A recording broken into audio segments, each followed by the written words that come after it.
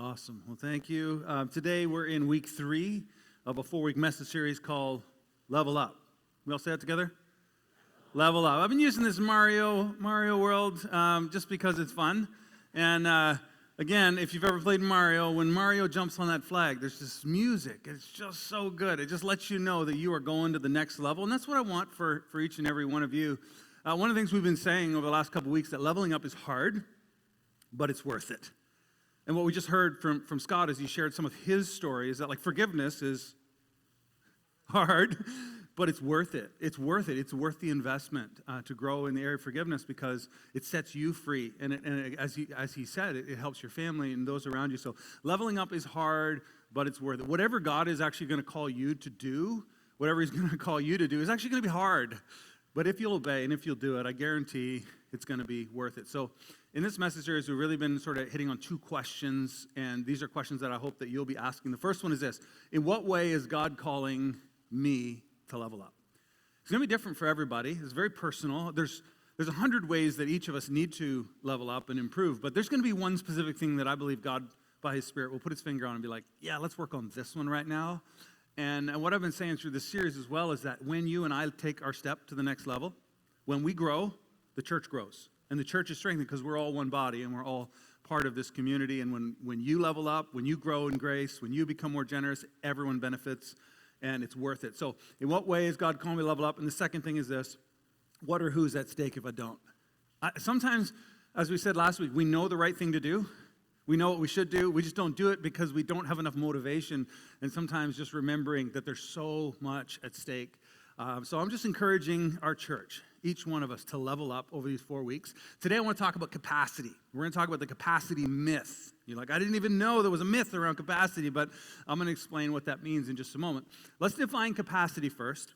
Capacity is the maximum amount that something can either produce or hold. That's the maximum. You have a box of cookies. There's a maximum number of cookies that can go in the box. That's the max capacity of the box. But unlike a box, you and I can grow in our capacity. And the truth be told, we don't even know what our capacity is. That's the truth. Because we don't even know. And when you bring God into the mix, what could God do through a life that's surrendered to him? I mean, the sky's the limit. And sometimes we buy into the capacity myth, which I'm going to explain to you in just a second. But the capacity is the maximum amount. Now, here's something that most of us do know, is that most of us have current limits. Can we say that together? Current limits. Your current limits are what you can currently do. So let's take, for example, if we left here after church and we all went to the gym. Wouldn't that be fun? Like church field trip to Good Life, you know? Yeah. They would see us coming and memberships. They'd be excited. But we go into that gym, and one by one, we all got on the leg press machine, and you know, everyone in this room, if you walked in here, you can push that leg press, and maybe with 5 pounds, 50 pounds, some of us might get up to a couple hundred pounds before we would reach our current limits, okay? And once you reach that limit, when you can lift a weight one time, and that's the maximum you can lift, gym rats call it, a 1 rep max. It's the maximum you can lift one time. That is your current limit in that particular exercise. You with me? So we know we have current limits. Some of you, we talked about generosity last week. You have limited finances. So you only have so much to spend. You only have so much to give. So you might say, I want to help other people, but I don't have anything to give. That's your current limit. But how many of you know our current limit isn't our capacity? If you were to go to the gym, I was going to say every day of the week, but that's a bad idea, right? Right? You want to go like twice a week for your legs. And if you went twice a week and you did that machine and you kept increasing the weight, that a year from now you could probably lift twice as much as you do now. So your current limit a year from now could be way more than it is now. Am I right? Anybody been to the gym? Yeah? And you would be closer to your capacity, but there's still more that you could achieve. You with me? And it's the same with generosity. It's the same with love. It's the same with forgiveness. It's the same with patience. A little while ago, my wife, she went on a little road trip with my older brother and his family. So she's in their van, and they're going through a drive-through window. And apparently, my older brother has way more patience than I do. Because when I go through a drive-through window, it's like, okay, what does everybody want? I make a mental note, and I don't want to get it wrong, so I'm waiting. I got my list. And you don't change your order. I mean, you told me what you wanted. Don't mess me up. I'm waiting for that window. But my wife's sitting in the van with my brother's family, and as he's ordering, everyone's calling out different stuff. No, change it to a root beer. I want an orange juice. Add bacon. And he's like, oh, excuse me, just hang on a second. Oh, sorry, what did you want? And they're like changing the order at the window. It's devastating to me. Because if that were me, my kids know if they start changing the order at the window, it's like, everyone's getting a plain bagel with butter. I mean, that's what you're getting. I just don't have, so my brother's, his current limit of patience is here, and mine apparently is here. So my wife was telling me about this. So I've got some work to do. The point is, though, is that we can grow our current limits. Do you understand that? Maybe today you can't give anything because you have no money, but if you apply a plan and you work hard and you set things aside, maybe a year from now you could be twice as generous as you are now. Or 10 times in 10 years, you could be giving 10x. And it's the same thing. Your ability to love others, your ability to be gracious, your ability to serve others, it will grow as you invest in it. Your current limits can rise. You understand? And we don't even know what our capacity is. So here's the capacity myth. Now that I've explained all this, the capacity myth is that your current limit is your capacity. And if you believe that what you're doing today and where you're at today in your growth, in your love, if that's where you're at and you think that's all there is, you won't level up because you think you've arrived. The truth is, there is capacity that God, when he gets involved in this process, can do exceedingly abundantly more than we could ever ask or think. And that's not just doing it for us, but doing it through us. That's even more exciting. We have no idea what the limit is when we get God in our corner and we're working with him. Got a fun example here. Before I show it to you, actually, no, leave it up. It's fine. Every Sunday, we have a crew of people that come in at 6:30 in the morning, and they set up all the chairs, the curtains, the lights, the cameras, all that stuff. That's amazing. And then after church, after second service, we have a whole crew that tears it all down, puts it away. Amazing. Can we give those guys a round of applause? Yeah. Yeah. Our mission statement for the production team is setting the stage for life change. And that's what we do. We create the room. We'll put up the chairs and the lights and the curtains so that people can come and hear about Jesus. And that's why we do it. It's crazy. So here's Mark. He's an incredible volunteer. Mark, whenever he's serving, he's up on the second floor, and he's carrying a stack of 6 chairs all the way down for the people that come in late. Right? We love Mark. It's amazing, right? So this is great. Mark's doing that. And then I got this other picture that Andrew sent me, and this is a picture of Adam carrying 12. So it's just, I don't know if there's a little competition thing, but the point is that our current limits are somewhere, our capacity is somewhere else, and we're trying to grow and level up. So Mark, there's room for 7. I don't know if he's in here or not, but it's awesome. We want to just keep leveling up. So that's great. So here's the question. We've got our current limit, so you can throw that back up. Capacity myth. Your current limit is your capacity. Not true. Not true. Your capacity is way beyond where you're at now, which is why we level up. It's why we stretch. It's why we grow. It's why we do the hard work. So how do we increase our capacity? That's the question. Well, let's think about exercise, physical strength. It's a great metaphor, right? If you want to get stronger, you have to push yourself to your current limits and beyond. Example, you go to the gym. When you go to the gym, you should never compare yourself to the musclehead who lives there, right? Eating protein powder just straight. You're like, no. When you go to the gym, what you ought to do is compare yourself to where you were last week, right? Last time I was here and I did the bench press, I did 8. And if every time you go, you do 8, you're not really going to get that much stronger. But if when you go, this week I'm going to get 9. You're pushing beyond your previous limit. And what happens is you get to 8. I've been in the gym a couple times in my life. And now you get to 8. You get to 8 and you think to yourself, I'm done. And then if you're working out, it's so good to work it with somebody because they'll say, you're not done. You got one more rep. You're like, no, I think I'm done. They're like, no, I know you. I'm right here. You go ahead and do it. I'm going to help you. And here's what happens. The extra rep is always what I call the ugly rep. It's like you're shaking, one arm's higher, your tongue's hanging out, you're drooling, and you don't care because you're just everything in you. You're just like, and then you get it. It's like, yes, I got an extra. We call it the ugly rep. The ugly rep is when you get stronger because you're pushing your body beyond what it has currently and previously been its limit. And you're moving slowly towards your potential and your capacity. You guys with me? As I was thinking about this, I began to wonder, When was the last time that I did, maybe you could ask yourself the same question, when was the last time that you did an ugly rep of faith?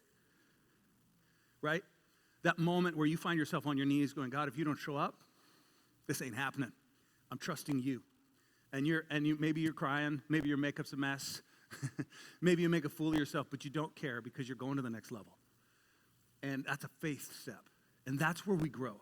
That's where we grow. We don't grow where it's comfortable. In fact, comfort, as much as we all love to be comfortable, comfort is the enemy of growth. Right? You have to push beyond comfort to grow. It's how it works. It's how it works physically, emotionally, and how it works in our spiritual lives. And so we've got to be willing. And so what happens is God will actually call us higher. He says, come higher than you think you can come, and trust me. And as we take those steps, we move beyond our limits and we grow. This is the process, okay? You guys with me? So what I'm going to do, today we're going to turn to Mark chapter 6. And let me set up the story, and then we're gonna look at it together. We're going to walk through. This is the parable of the feeding of the 5,000. How many of you have heard the story of Jesus feeding 5,000? Okay, almost everybody. Great.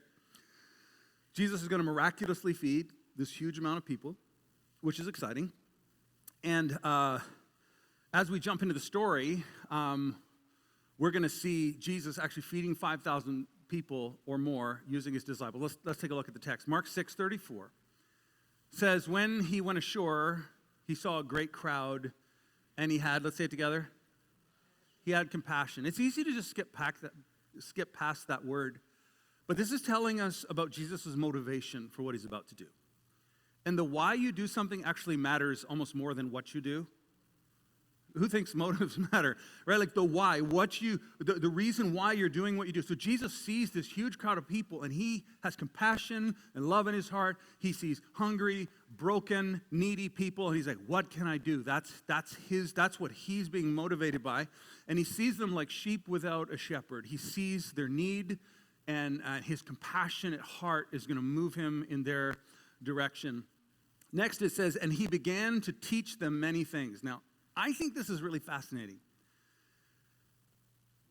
The gospel writer does not tell us what Jesus' sermon was about.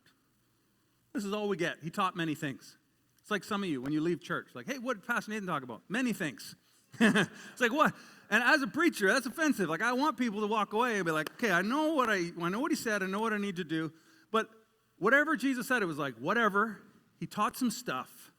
And what's so cool is that the highlight actually isn't on the message that he taught, but on what happens and what he does next. And I honestly think that the most important sermon isn't, most of the time, the most important sermon isn't the one that I'm preaching from the stage, but it's the sermon that you live out when you leave this place and you go to your workplace, and you go home to your family and friends, your school, your sports teams. It is there, the way you treat and love other people, that will speak volumes. They won't hear the sermon, they'll see it. And they're going to see Jesus' compassion and love acted out. It's a cool story, so let's keep going. Verse 35, and when it grew late, so the day is getting on, maybe the sun's about to set, his disciples come to him and say, this is a desolate place. We're in the middle of nowhere. And the hour is now late. So what they're seeing is a problem. How many of you know it's easier to see problems than solutions? Don't elbow anybody you're sitting with. I just point that out. It is always easier to find problems. And the disciples are looking, and they see hungry, needy people, and they view that as a problem. Have you noticed most of the problems in your life are connected to people? I'm just saying, it's true. You know it's true, right? Have you ever thought, man, if I could just get rid of these people, my problems would be gone? Maybe it's just me. So people and problems are deeply connected. And so they see the hungry, needy people as a problem. And here's their suggestion. Maybe this has been yours in the past. Send them away. Telling you, they're thinking like me. It's like, well, if you just send them home, it's not a problem. Go into the surrounding countryside and villages and let them buy themselves something to eat. They essentially say, these hungry, needy people can fix this problem themselves. And Jesus would say, there is a hunger that can not be solved by yourself. And what Jesus actually wants is he wants the disciples to take ownership of the problem and care for the people like he does. That's what he wants. See, the problem isn't a capacity problem. It's actually a compassion problem. You care about something enough, you find a way. You with me? Jesus says, they say, send them off. And he answers them. This is what Jesus says. You, everybody say you. You give them something to eat. This is why prayer scares me. Because whenever I say, God, this situation in my friend's life, like, God, I just need you to show up. And God's like, yes, thank you for praying to me. I'm sending you over there with with a banana cake or something. Like, it's like you're going to show up and you're going to. Banana bread. I make a mean banana bread. I'm just going to say, I do. So it's like, I want you. He invites us, and this is the problem when we pray. It's like, God, the church needs money. And God's going to be like, okay, what can you sacrifice? Like, no, the whole point of prayer is for me to pass the buck to God. Like, there's a problem, and I don't have the resources, so I'm just going to give the problem to you. Woo, done. I'm going to sleep well tonight. And God, when we truly pray and listen, he'll often turn to be like, you do it. That's why prayer scares me. Because I know that the God of heaven almost all the time answers his prayer through me and through you. That the answer to your prayers and mine is sitting in the row. And God actually calls us to level up so that we can help one another. But we don't want that. We want to pray and say, you take it. It's not a capacity problem, it's a compassion problem. So you give them something to eat. He continues. And they said to him, shall we go and buy 200 denarii worth of bread and give it to them to eat? So the Gospels are clear. The disciples would have had like a money bag, a purse. We'd call it a ministry account or a fund in our day. But they would have had a leather bag full of money that people donated. And when Jesus and his disciples would travel, they could buy clothing if they needed it or food. And so they probably opened up the bag and counted all their money. Got 200 denarii. That's all we got. And they literally say to Jesus, well, we could take all the money we have and go buy bread for the people. Scholars agree 200 denarii, although it's a handsome amount of money in those days, was not enough to feed 5,000 to 10,000 people. Like, it wouldn't have put a dent in the problem. And so they're looking at it going, well, we could do this. This is our current limit, Jesus. This is all we can do. Jesus has something else in mind. He says to them, how many loaves do you have? Go and see.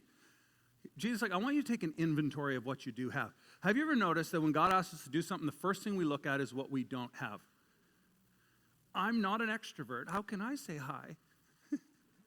Right? I'm not a great singer. How could I ever help lead worship? Or I'm not a great leader, so I'll just sit quietly in the back. And so we look at what we don't have, and God doesn't care about that because he's always looking at what we do have. And the little bit we do have, he can take that and make it enough for everybody. That's kind of his thing. So what do you have? And go and see. And when they had found out, they came back and said 5 loaves, say like 5 ciabatta buns. That's it. And 2 fish. So they got this amazing little bit of food. And like, we got all this denarii, but all we got for food is 5 loaves and 2 fish. And Jesus is like, it's enough. Whatever you have, if you bring it to God, it's enough.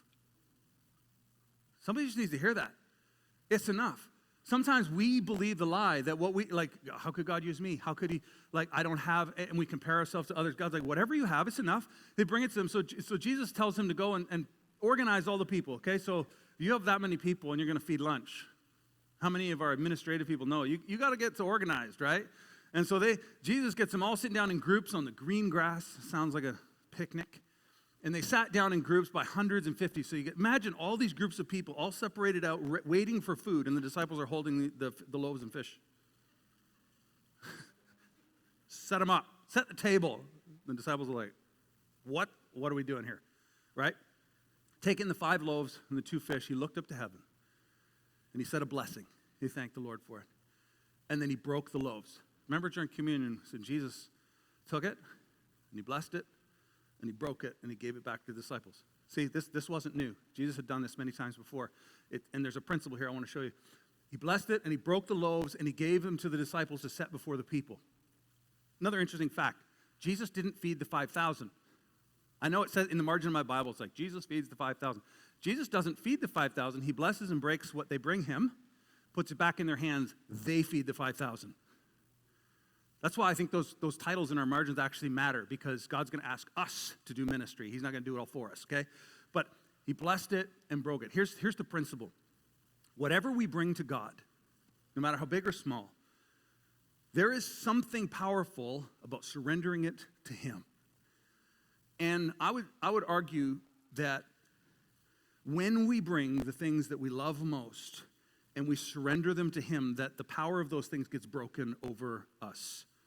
Maybe for some people it's a relationship, right? It's this person. I'm hanging on to this person, and I actually love and care about this person more than God, and it's a problem because it's creating all kinds of dysfunction. And the thing that you need to do is actually take that relationship and surrender it to God. And when you surrender it to God, something breaks. For some people, it's their wallet. Like they've been baptized, but their wallet has not been baptized, right? For some people, it's their time. For some people, it's forgiveness. Like, I'm following Jesus, but I'm never forgiving that person. And so there's areas of our life we haven't surrendered. And I'm telling you something, when you surrender something to him and you put it in his hands, the power of it is broken. And it gets blessed. And he puts it back in your hand. And it's not the same as it was. This is the principle. And we bring it to God. And maybe someone's listening today and God put his finger on something and be like, yeah, I've been waiting years for you to surrender that thing to me. And you will never experience satisfaction. You will never experience the blessing of God until you surrender it to him.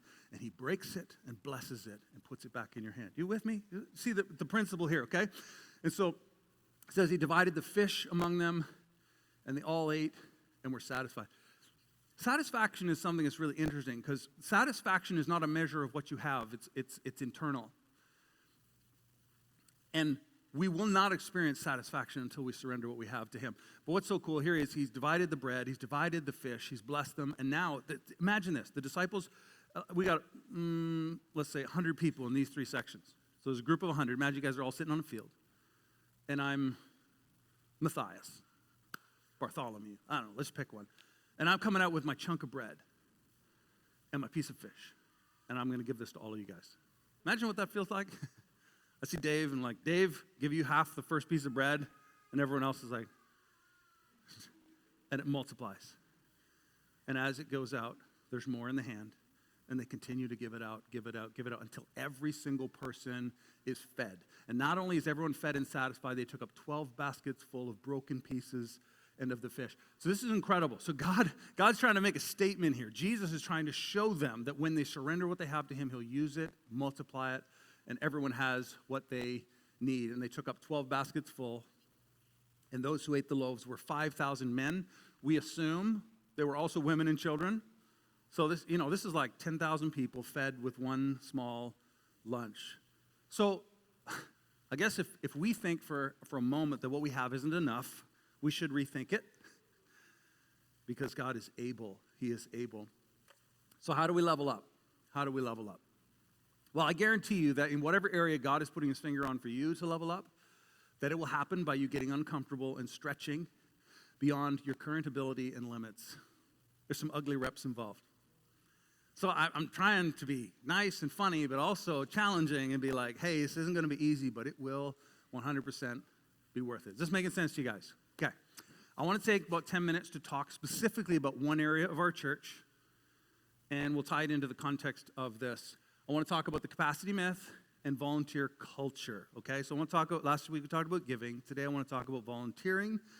Specifically, I want to refer to volunteering on a Sunday within this church. And I recognize that many people in our church serve other organizations and do all kinds of great things. So, awesome. But as far as serving on a Sunday, let me give you a bit of backstory before I get into this volunteer culture stuff. When I was a kid, I grew up in church. And the way volunteering worked at church was, if you had a passion for something, if you were gifted in something, or if you were just willing to do anything, you got a permanent position and you did it every single Sunday and you couldn't get out of it. Am I the only person? Anyway, I always felt bad for the poor lady who's like, I love kids. And they're like, you're the children's director.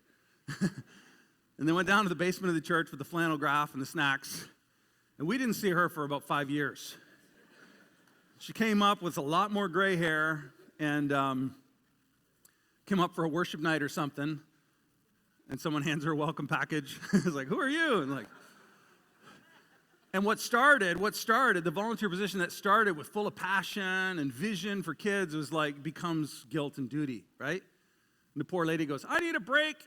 And someone in the church goes, but if you stop watching the kids, they'll have nobody. It's like, okay, back to the dungeon. If you played the guitar, you were there. Every time the church doors are open, you're on the stage. You should leave your guitar on the stage because you're expected to be there 3 times a week, right? The sound guy, right?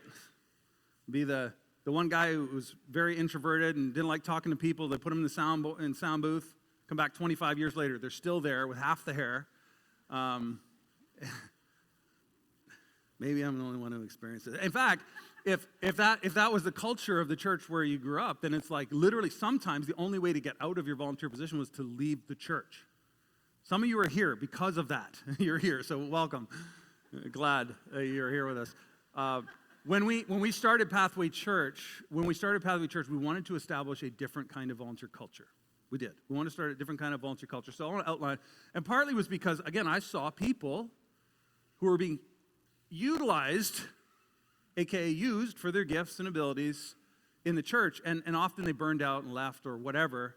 And so we wanted to create a different volunteer culture. Now, I think some of the things I'm going to show you right here are positive, but there are some aspects that I think need to change, which is why I'm talking about it today. Because I think our culture that we built actually is kind of bought into the capacity myth that I just talked about. Let me explain. We have, over the last 12, 13 years, limited what people do. Over the years, we've had people come and say, I love what I'm doing. Can I do it more? And we said, no. If you do more of it, you're going to be tired and frustrated. You'll look like us. We don't want that. So we've literally limited. We've told people to do less. We have. And some of you may have experienced that. So I don't think that's always good. It's a good heart, but it's not always good. The next thing that we did was we tried to spread out the load evenly. So the idea, okay, it's like everybody do something and everything will get done. It sounds great. It's kind of like Marxism. It looks really good on paper, but it doesn't really work. It's kind of the same idea. Getting an amen from the front. Thank you. I appreciate that. Here's the idea. If I came to the church and said, everyone should give financially to the church in the same amount, set some dollar amount, everyone would get nervous, right? Because you'd say, well, we don't all have the same amount. And that's the same thing is true with volunteering, right? Some people, if you're a single parent with 3 kids and 2 jobs, volunteering is not an option for you on a Sunday morning. You're trying to not drown. And we understand that. That's cool. We're with you. But then there are other people who are like, hey, I've got all this free time, and I would just love to do this all the time. And we're trying to spread the load. It doesn't really make sense, okay? So this is good heart, but it doesn't always work for everybody. And so, again, that's something we've tried to build our culture around. Here's the third thing. Try not to push people too hard. So one of our goals has been to make volunteering fun and easy. Keep the time short, make it fun, build community, and that's great. We always have fun together with our teams. That's great. The problem is, fun is okay, but I think most of us in our volunteering want to also be challenged and grow, right? And sometimes you want to be pushed into hard things that cause you to grow in your faith and in your love, and then you level up, and even though it was hard, you go. And so if everything's fun and easy, then it's not always challenging and growth, discipleship. You with me? So again, this is the culture we tried to create, and I think we've done some of that well, and lots to improve, but I think we need to change a little bit of our culture around this. So let me show you the volunteer steps. Last week I showed generosity steps, because again, I wanted to break this down. Like if you're here, you could take a step, level up in your generosity. If we were talking about steps for volunteering, the first step would be as needed. So if you've never served here, you could be like, hey, we're having a picnic. Hey, I'll help for 3-4 hours, and that would be amazing. If you travel a lot, you can't be around for everything, then maybe an as needed is the ideal place for you to serve. Like whatever you need, if I'm around, I'm going to help. Great. The next tier, and this is the biggest one, is what we call regularly scheduled. So we have volunteers that serve every week, that serve once or twice a month, and they're on a schedule, they're part of a team. The whole church runs on scheduled volunteers, like on a Sunday, right? So that's super important. This next tier is actually one that I said this was how the church ran 30 years ago. And right now, as a church, we have next to nobody doing this. And again, I want to explain why I think it's important for us to build this tier in our volunteer culture. The last tier, I'll come back to that. The last tier is what we call a group leader. So we have small group leaders, team leaders, group leaders. We have youth small group leaders who serve every week. And then they come to church and work twice a month over here as well. So we have these incredible people, and we got a whole bunch of people here, and we have very few here. And I believe that what we actually need is some people to move up into this every week, and I'll explain why. But first, because notice how the room got so quiet. Everyone's like, oh no. Let me tell you what I'm not saying. I'm not suggesting for a second that everyone should serve every week. Everybody shake their head just so you heard me, okay? I'm not saying that everyone should serve every week. Not everybody can, not everybody should. And I certainly don't want you feeling guilty if you can't. But I'm not saying everyone should serve every week. I'm also not saying that if you serve once or twice a month, it's not enough, that we expect more of you and you should feel bad if you can't do more. Not saying that. Lastly, I've already reiterated this twice, that anyone should do anything out of guilt. What I'm hoping for as we move forward, as we shift our culture a little bit, is that there would be people within our church who love what they do and are passionate about it enough to do it more often. And if that's you, we'd love to have a conversation with you to build a bit of a team on that weekly sort of schedule. Let me give you a little bit of vision and why I think it's so important. One of the things that's lost when people serve every other week is the weekly connections and the relationships that happen. So, for example, in our Pathway Kids program, we have teams, and every other week there's different crews. I love it, amazing people serving in there. But the only person who's there every single week is Mish. And so she becomes the glue between all the teams. And so, like, let's say if a family comes for the first time this week, right? And the teachers meet the kids, and they get them all settled into the class, and they start building a relationship. And then the kids come back for the second week, the next week, and it's all different faces. And it would be incredible from a ministry perspective to have some people who are consistent so that there's relationships. The same thing from our greeting team to some of our other teams. Like, imagine if somebody comes back, if you're on the greeting team and you meet them this week and they come back next week, the only person that would recognize them coming back a second time would be Jessica or one of the staff members who met. Like, do you understand what I'm saying? So from a ministry perspective, having a few people, maybe even one person on each team that served every week would make actually a big difference from the ministry. Other thing that you need to understand, and maybe you don't know this, but from a church metrics perspective, this is really interesting. The size of a church, so the number of people that attend services, programs, is not determined by the size of your building. It's not determined by the size of your budget. It's determined by the size of your volunteer team. Think about it. On a Sunday, we'll have 300, 350 people through the building on the Sunday morning. It takes 60 to 70 volunteers to set everything up, tear it down, open the rooms, monitor the kids, run the sound, the musicians, all. It takes 60 to 70 people. So if we want to be a church that actually could minister to 400 or 500 people, we'd need 100 or 120 volunteers a Sunday. That's how it works, because if there are not enough people serving, then the rooms can't open, the different ministries can't happen, and then people can't get into small groups, and so they just disappear. This making sense? So my heart in all this is, again, not to make anyone feel guilty, but literally to say, what would happen if we had just a few people that could step up into that? And maybe you're new around here and you're not serving anywhere on a Sunday. We'd love to get you connected. It's a great way to meet people, build relationships, and make a difference in other people's lives. And so wherever you are, we'd love to have you take a step in that direction. And so I guess here, I'll close with this. I think Jace is coming up here. There he is. Jace is going to come up and help me close. It always helps to have just a little bit of music at the end, you know? I don't know what that is. They do it in movies, too. Yeah, I know it's not a movie, but it is amazing. I'm thinking about this capacity myth. I guess this is where I think the capacity myth hits for me as a pastor.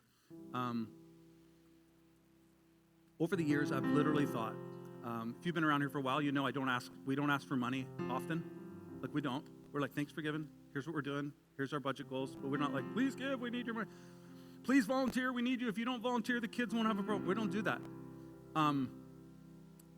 That's not what we want to do. And over the years, I guess for me, I've tried to limit so much of what we ask for from people because I don't want to burn people out. I don't want to ask people to do more than they should or they're able.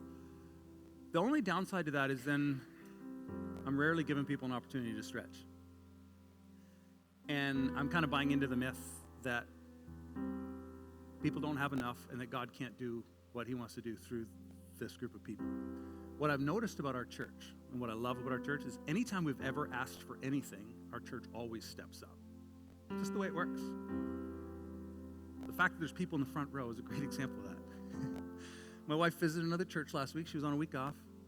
And they sat in the third rows. They thought they didn't want to be, nobody sat in the front 4 rows. The whole church. That church will go unnamed. But I love the fact, like I asked people to sit up here, and you do. It's amazing. Every time we ask, people step up. And I realize that in part, the volunteer culture we've created, and again, here's my vision. I want to see people not serving each other in this church out of duty or guilt. In fact, if you feel guilt or duty, please quit today. I'll apologize to my staff at staff meeting. They're like, I'm sorry, we had 5 people quit. What did you say? I don't want you serving out of guilt and duty. That's not why we do anything as Christians. It's out of love. It's compassion that motivates. And so if you don't love what you do, we'll help you find something you love to do. What I want is for you to find your ministry, your passion, your calling, and invest in it. And we'll cheer you on. And it'll be hard sometimes, and you'll stretch, and we'll work together. And if you serve every week, we'll give you weeks off, and we'll make sure, like if you're tired, take a break. Like all of that stuff can happen. I don't want to limit people from their calling.